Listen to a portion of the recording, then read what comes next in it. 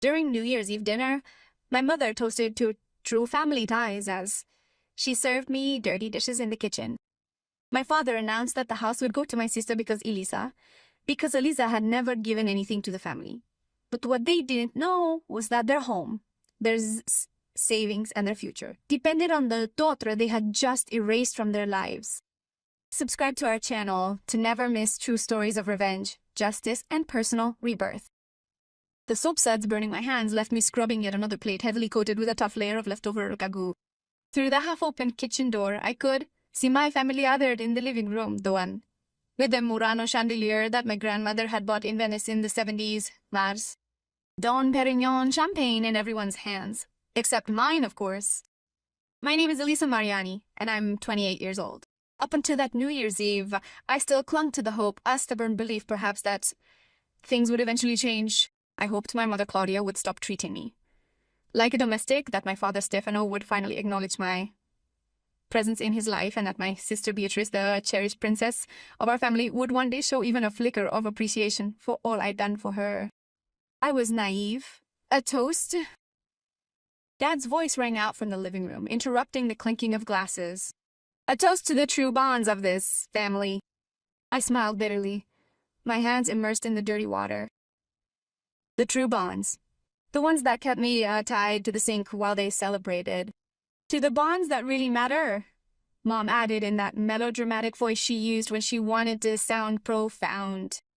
To those who have been close to us in difficult times, to those who have shown us what family means. I wiped a plate and put it down harder than necessary. During difficult times, like when Dad had a heart attack 3 years ago and I left my job in Milan to return to Turin and run his company while he recovered, or when Mom broke her femur and I slept in the hospital for 2 weeks in that uncomfortable chair, taking care of everything. And of course, Dad continued, his voice slightly thick from the champagne, I want to announce an important decision that Claudia and I have made. My heart skipped a beat. I approached the door, my hands still wet. We've made the decision to modify the will, Dad announced with solemnity. This house, which has been the heart of the Mariani family for 3 generations, will go entirely to Beatrice. The plate slipped from my hands and shattered on the marble floor. No one in the living room seemed to notice. Dad? Beatrice exclaimed in that spoiled child voice she had perfected by the age of 31. Really all? To me? All to you, darling, Mom confirmed. You deserve it. You've always been a present, attentive daughter, unlike those who preferred to pursue useless careers far from home. Useless careers. My degree in economics and commerce from the Polytechnic. My MBA. The 7 years spent building a financial consulting business that was now worth 3 million euros. All useless, of course. And Elisa? Asked Beatrice's boyfriend, Marco, a lawyer who at least had the good sense to look uncomfortable. Awkward silence. Elisa has always made her own choices, Dad said in a final tone. She wanted to leave, to build her life elsewhere. She's never given anything to this family. We can't reward selfishness. I've never given anything. The words pierced me with the sharpness of ice, far more painful than the 50 euros I had loaned Beatrice when her struggling fashion boutique was on the brink of collapse. Not the $30,000 I lent Dad when the company went under in 2019. Not the 2 years I paid the rent on this house when they couldn't pay the mortgage. Have you ever been invisible in your own family? Write your experience in the comments and subscribe for more stories like this. I picked up the pieces of the broken plate with shaking hands. Each shattered piece of pottery seemed to represent a part of my heart breaking. But as I picked up the last fragments, something inside me went dark. Or maybe it lit up. No more pain, just cold crystalline clarity. I stood up, rinsed my hands, and walked down the hall to the living room. They all turned to me as if they hadn't seen me at all that evening. It was as if we'd never met. Elisa, said Mom, her tone tired. Are the dishes finished? No, I replied with unnatural calm. But I'm done. Dad raised an eyebrow. What does that mean? It means I have a question for you, I said, looking at them one by one. Do you know who is the guarantor of your mortgage?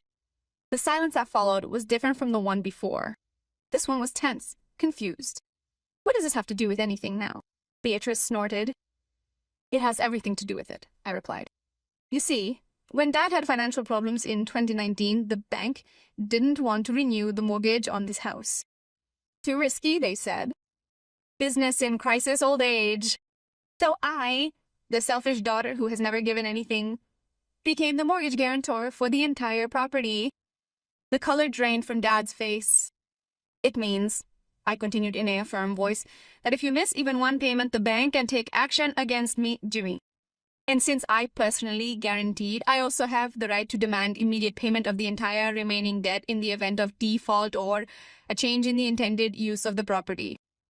You're bluffing, Mom said, but her voice was shaking. I pulled out my phone and opened the bank app. The remaining mortgage is 380,000 euros. Clause 7.3 of the guarantee agreement, which I imagine you have never read, allows me to demand immediate payment in the event of a transfer of ownership to a third party without my written consent. Marco, the lawyer, turned pale. It's true that type of clause is standard in family mortgage guarantees. Elisa, you can't do this, Dad whispered. I can't, I repeated with a smile that didn't reach my eyes. How could I have possibly failed to quit my job and take over the management of your company when you were so unwell? How could I not have given up my apartment in Milan to come back here? How could I not have lent Beatrice the money she never paid me back? I will pay you back that money, my sister protested. When? I asked sharply. It's been 4 years, Beatrice. 4 years in which you bought Gucci bags and went on vacations to the Maldives while I waited for even a thank you. We were about to give it back to you, she stammered. I burst out laughing, a dry, humorless laugh. Sure, how were you going to invite me to dinner tonight instead of having me wash the dishes in the kitchen? How were you going to acknowledge everything I've done?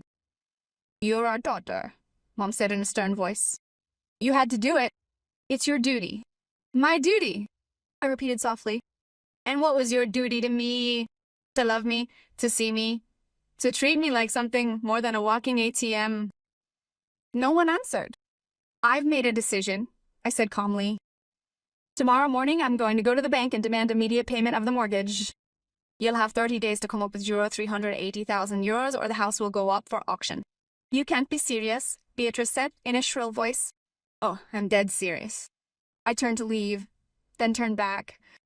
Oh, and Beatrice, that boutique you opened with my money. I'm still listed as a partner on the incorporation papers. Tomorrow, my lawyer will give you the papers to dissolve the company and refund my share. 3 years of undeclared profits will add up to a nice sum. Her face turned the color of wax. And Dad, I continued, your company, the one I saved from bankruptcy, I'm still the vice president with the right to sign on the accounts. On Monday morning, I will revoke all powers of attorney and freeze the funds until we do a full audit. I want to know exactly where all the money I've lent over the years has gone. This is blackmail, Dad exploded. No, I corrected myself. This is business. You yourself taught me that in business there are no feelings, only numbers. Remember? You used to tell me that every time I asked you for a little affection as a child. And what would you have done in my place? Leave a comment and don't forget to subscribe to the channel. I went back to the kitchen, grabbed my bag and coat. When I came back to the living room, everyone was petrified. Grandma's grandfather clock, the one Dad said would go to Beatrice, read 11:47 p.m. There were still 13 minutes to midnight. Happy New Year, I said to my family. I hope your true connections keep you warm when you're homeless.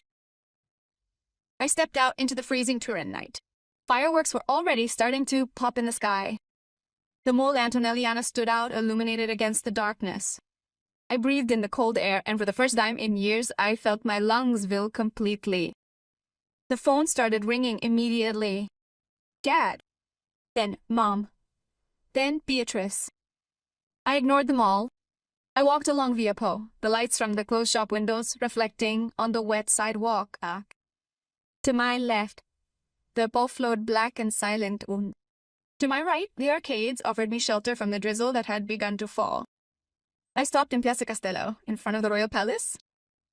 I remembered when Dad used to bring me here as a child, telling me the story of the Savoy family, telling me that we Marians also had a legacy to protect. But what legacy? One of emotional abuse and exploitation disguised as filial duty. The phone rang again. This time it was Marco. I answered. What do you want? Elisa, listen. His voice was agitated. Your father had another seizure. Not serious, but they're taking him to the hospital. Your mother asks you about what? I interrupted him. To run there like I always did, to forget everything and sacrifice myself again. Is he your father? He's a man who just told me in front of the entire family that I've never given anything. He's a man who chose to hurt me on the one day of the year that should be one of hope. My voice dropped slightly. Marco, have you read the mortgage documents? Yes. So, I'm right. You know that legally I can do everything, I said. Silence. Let me ask you a question, I continued.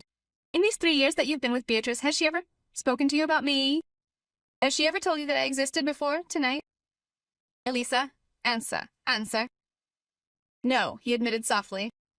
She informed me she had been an only child until we started the wedding planning preparations, and your father then requested that witnesses close their eyes. That too. My existence too had been erased.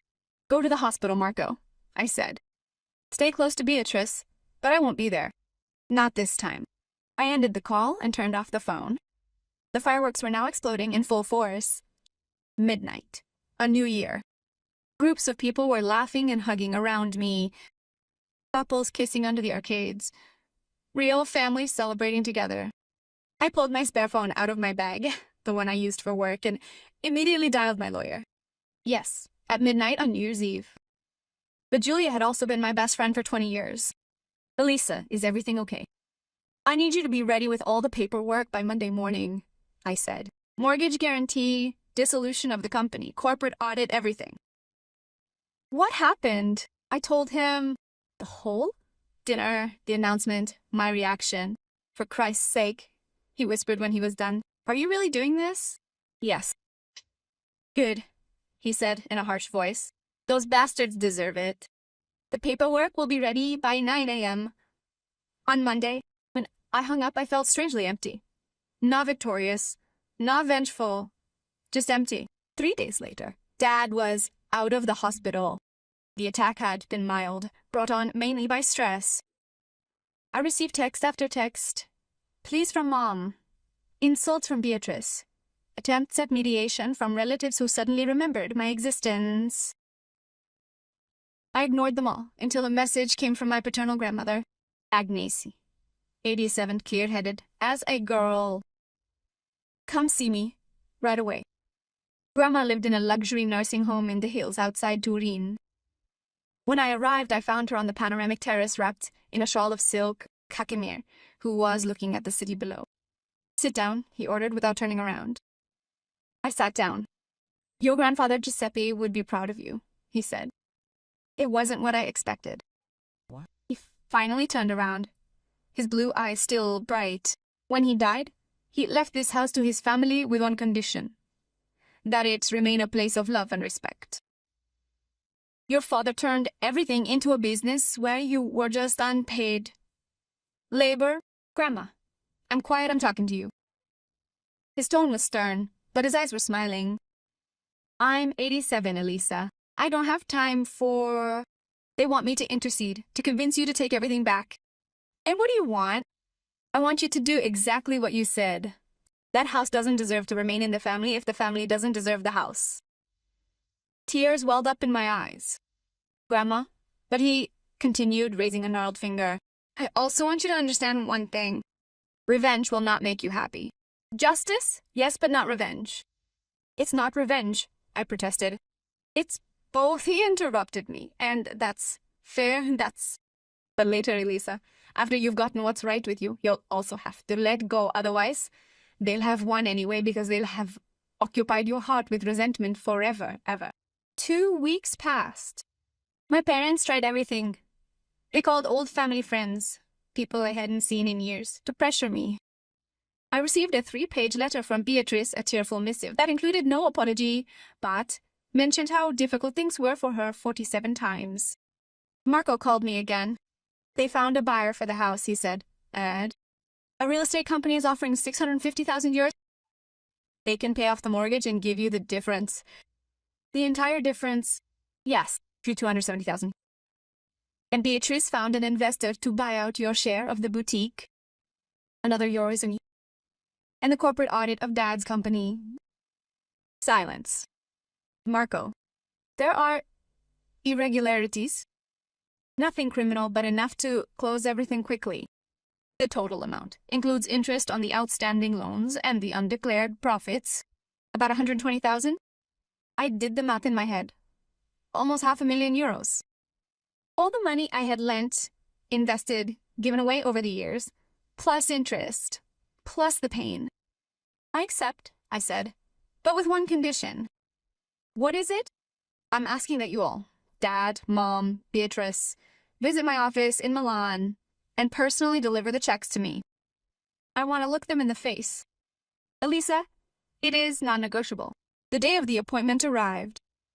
I received them in the conference room of my office on Via Monte Napoleone, a historic building with 18th century frescoes on the ceiling. They felt remarkably out of place amidst their terrain petit bourgeois grief. Dad had aged 10 years in 3 weeks. Mom was clutching her bag like a lifeline. Beatrice wouldn't look me in the eye. The checks, I said without saying goodbye. Marco laid them out on the mahogany table like playing cards. 3 checks. My material compensation for years of invisibility. I looked at them without touching them. Is there anything else I want? I said. What? Dad asked hoarsely. I need to know why. Why was I never quite good enough? Silence. The silence was so heavy and dense that I could hear the ticking of the old clock hanging in the corner. You were too much, Mom said finally. What? Too smart, too ambitious, too independent. Her hands were shaking. When you were 8, you said you wanted to be the head of a multinational corporation. Beatrice wanted to be a princess. It was easier to love her. The words hit me like a slap. You punished me for having dreams. I prepared you for the real world, Mom said in a harsh voice. A world that is not kind to women who want too much. Breaking, tempering. I looked at my father. And you scared me, he admitted. I saw myself in you, my ambition, my pride, and I knew that if I let you fly, you would go so far that you would look down on us, just like I looked down on my father. So you kept me small to feel big? No one answered. Take your checks and leave, I said, flatly. I don't want anything to do with you anymore. Elisa, began Beatrice. No, I interrupted. You erased me from your life for 3 years. You told your future husband that I was dead. You have no right to talk to me now. They stood up to leave. When they were at the door, I called my father. Dad? He turned, hope in his eyes. I will save the company you built. I will restructure it. I will modernize it, and in 5 years I will sell it for triple the price. Not for you, but for Grandpa Giuseppe, who taught me that work must have dignity. And us? He whispered. You have your true connections, I replied. You live with them. Following their departure, I remained seated in the conference room for hours, examining the checks that were placed on the table. Almost 500,000 euros, the price of my family. The phone rang. Grandma Agnesi. Then she asked, without preamble, It's over. Okay, now comes the hard part. What part? Forgiving yourself for taking so long. And that was the wisest thing anyone had ever said to me. It's been 2 years since that New Year's Eve. The family business is now an innovative consulting firm that turns over 8 million a year. I've renamed it Mariani Partners. Partners for all the employees I treat like partners, not servants. Beatrice and Marco got married. I wasn't invited. I didn't care. Mom and Dad live in a smaller apartment on the outskirts of town. I see them once a year at Christmas at a neutral restaurant for a polite 2-hour lunch. We don't pretend to be a family, but we also don't pretend that hate is the answer. My grandmother, Agnesi, passed away last spring. She left me a letter. Dear Elisa, if you're reading this, it means I've finally stopped bothering everyone. I hope you've learned what I wanted to teach you, that you can choose your family, but you can't choose not to need it. Find people who see you, love you, and celebrate you. Those are your real family. The rest is just biology. I love you, little warrior. Today is New Year's Eve again. I'm in my penthouse in Milan with a view of the Duomo. Around me are 10 people, friends, colleagues, people who chose me as I chose them. There's no champagne, no Dom Perignon, just cheap Prosecco and sincere laughter. When the clock strikes midnight, I raise my glass to real relationships. I mean, the ones you choose, not the ones you inherit. Everyone toasts, laughs, hugs me, and for the first time in my life, I'm truly at home. Did this story touch you? Subscribe to the channel and share in the comments. Have you ever felt the need to distance yourself from your family to find yourself? More great stories will continue here, week after week. The end.